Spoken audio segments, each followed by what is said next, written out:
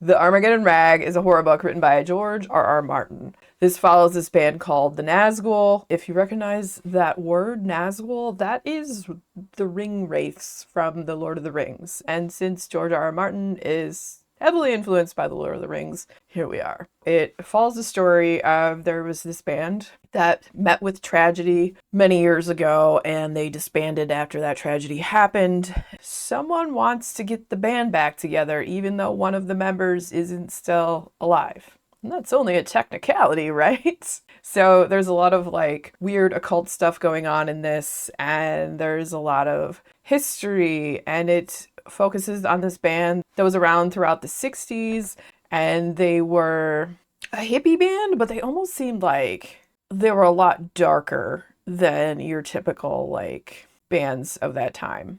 And so there's so much music influence packed into these. Like each chapter, you have kind of a lyric from a song, and then that kind of ties in throughout the book. And this follows the story of this journalist, Sandy Blair, and his old boss who had fired him. He used to work for this like pretty well-renowned musical magazine that he had helped found called The Hedgehog, and his old boss calls him up. And he wants him to do this story that's kind of loosely based around the Nazgul, but also around this horrible murder that occurred. So there was this rock promoter, Jamie Lynch, who was murdered, and the murder wasn't your typical run-of-the-mill killing, exactly, because it seemed like he was sacrificed.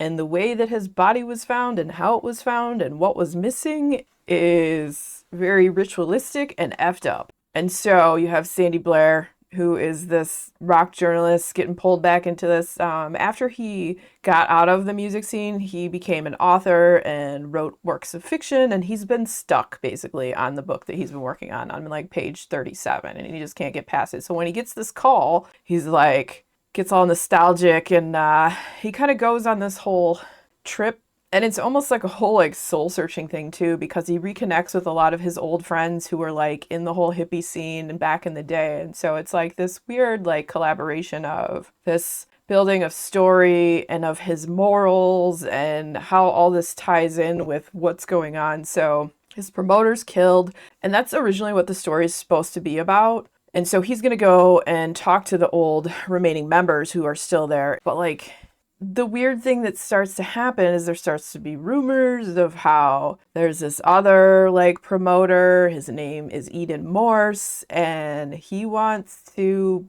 get Nazgul back together. The promoter who was killed, he was their manager, and he held like all the rights as like anyone, even up to 3 members of the band that still like toured under the name Nazgul, like he held on to, and he wouldn't let go of that contract. And so the remaining band members couldn't really ever do anything. So there was a lot of animosity there. And they're like, oh, well, maybe one of the band members murdered him or this, that, and the other. So you have like all these possible people who might have done this. And then once that guy's killed, now the band is free to get back together. In order to do that, though, they still need a singer. That's where it gets weird. That's where there's like occult demon stuff and possible resurrection or possession or whatever. Eventually, the band does get back together. Just how that happens is quite interesting. And you go through like this whole story. It kind of like rambles on. It like moves in different like flows, because you get like Sandy Blair, the journalist story, and his part in it all, and how it becomes so much more than just like the murder of this one guy. It turns into like the reunion of this band, and then he's going to be doing marketing for them and this, that, and the other. But the whole thing is, if the band gets back together, it could be destructive to the frickin' world, because the last album they made almost seemed like each song was a spell in the workings.